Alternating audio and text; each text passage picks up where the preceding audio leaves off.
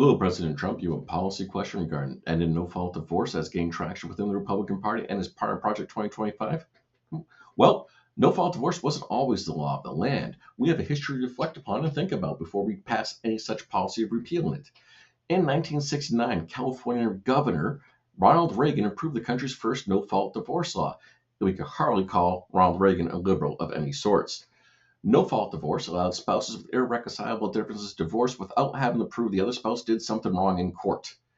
People could simply agree to divorce. This was a good thing. Proven wrongdoing was often difficult, trapping people in loveless or abusive marriages that often led as suicide as the only means of escape. No-fault divorces saved lives, according to a 2004 research paper. Female suicides decreased between 8 and 10%. Intimate partner violence decreased by as much as 30%, and women murdered by their partners decreased by 10%.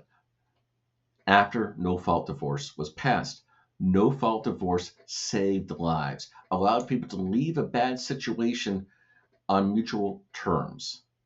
Project 2025 calls for ending no-fault divorce. And before you say this issue will never happen, the Texas Republican Party entered into their platform in 2022 that they were going to end no-fault divorce. Ending no-fault divorce has no benefits. Trap people into a bad situation results in making people miserable because you trapped into a situation they want to get out of. Wrecking people's lives is not good policy. Our culture learned its lessons once, and we don't need to relearn it now. Making people suffer is never a good policy.